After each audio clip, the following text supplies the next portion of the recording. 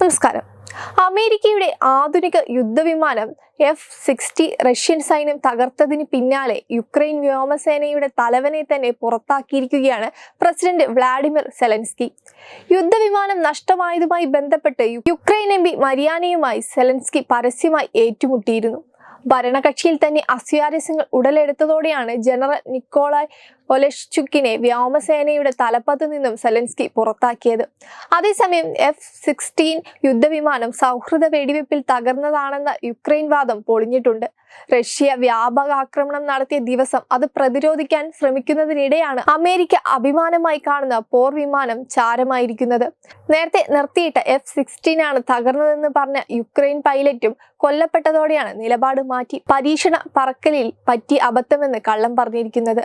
American ആയുധ വിപണിക്ക് ക്ഷീണമുണ്ടാകാതിരിക്കാൻ വേണ്ടിയായിരുന്നു ഈ മലക്കം മറിച്ചിൽ. അമേരിക്ക നൽകിയ F-16 കരുത്തിൽ വിശ്വാസമർപ്പിച്ച് മുന്നോട്ടു പോകുന്ന ഇസ്രയേലിനും ഈ യുദ്ധവിമാനത്തിന്റെ തകർച്ച അപ്രതീക്ഷിത പ്രഹരമായി ഇതിനകം തന്നെ മാറിയിട്ടുണ്ട്. F-16 തകർക്കാൻ റഷ്യ ഉപയോഗിച്ച മിസൈലുകൾ നിലവിൽ ഇറാന്റെ പക്കൽ ധാരാളം ഉണ്ടെന്നതാണ് ഇസ്രയേലിനെ ചങ്കിടിപ്പിക്കുന്നത്. ഓഗസ്റ്റ് 26-ന് യുക്രൈൻ ഉടനീളം നടന്ന വൻ റഷ്യ മിസൈൽ ആക്രമണത്തിനിടെയാണ് യുക്രൈന്റെ അമേരിക്കൻ നിർമ്മിത F-16 യുദ്ധവിമാനങ്ങളിലൊന്ന് തകർന്നു വീണതെന്നാണ് അന്താരാഷ്ട്ര മാധ്യമങ്ങൾ റിപ്പോർട്ട് ചെയ്യുന്നത്. F-16 തകർന്നു വീഴുമ്പോൾ ഒരു വലിയ റഷ്യൻ വ്യോമാക്രമണത്തെ ചെറുക്കുന്നതിൽ ഈ വിമാനം ഉൾപ്പെട്ടതായും റിപ്പോർട്ടിൽ പറയുന്നുണ്ട്. യുക്രൈന്റെ പ്രമുഖ സൈനിക മേധാവിയെ ഉറവിടമാക്കിയാണ് ഇത്തരമൊരു റിപ്പോർട്ട് പുറത്തു വന്നിരിക്കുന്നത്. ഈ വാർത്ത പുറത്തു വന്ന ശേഷമാണ് തിരുത്തുമായി യുക്രൈൻ സർക്കാർ രംഗത്ത് വന്നിരുന്നത്. ഇത് അമേരിക്കയുടെ സമ്മർദ്ദത്തിന്റെ ഭാഗമായാണെന്നാണ് നയതന്ത്ര വിദഗ്ധരും ചൂണ്ടിക്കാട്ടുന്നത്. റഷ്യൻ ആക്രമണത്തിൽ F-16 തകർന്നു എന്ന് പറയുന്ന സൈനിക നേതൃത്വം വ്യോമസേനയെയും അമേരിക്കൻ ആയുധ നിർമ്മാതാക്കളെയും അപകീർത്തിപ്പെടുത്തുകയാണ് ചെയ്തിരിക്കുന്നത് എന്നാണ് യുക്രൈൻ എംപി മരിയാന തുറന്നടിച്ചിരിക്കുന്നത്.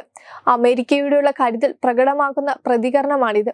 ഇതിന് പിന്നാലെയാണ് വ്യോമസേന തലവന് സ്ഥാനം തെറിച്ചിരിക്കുന്നത്.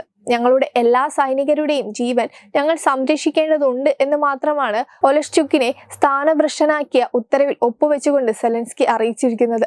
പകരം ലഫ്റ്റനന്റ് ജനറൽ വ്യോമസേനയുടെ ആക്ടിംഗ് കമാൻഡറായി നിയമിച്ചതായും യുക്രൈൻ സായുധ സേനയുടെ കമാൻഡർ ഇൻ ചീഫായ അലക്സാണ്ടർ സെലൻസ്കി അറിയിച്ചിട്ടുണ്ട്. അതേസമയം മതിയായ കാരണങ്ങളില്ലാതെയാണ് കമാൻഡർ സ്ഥാനത്ത് നിന്ന് ഒലെഷ്ചുക്കിനെ സെലൻസ്കി ഒഴിവാക്കിയതെന്ന ആക്ഷേപം യുക്രൈനിലും വ്യോമസേനയിലും ശക്തമാവുകയാണ്.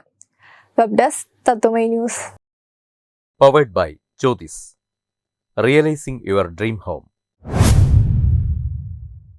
Our ongoing luxury apartments projects are Crown near Karivattam, The Square near UST Global, White Manor near Attigal Ambalathara, and Evergreens Luxury Villas near Tirumala.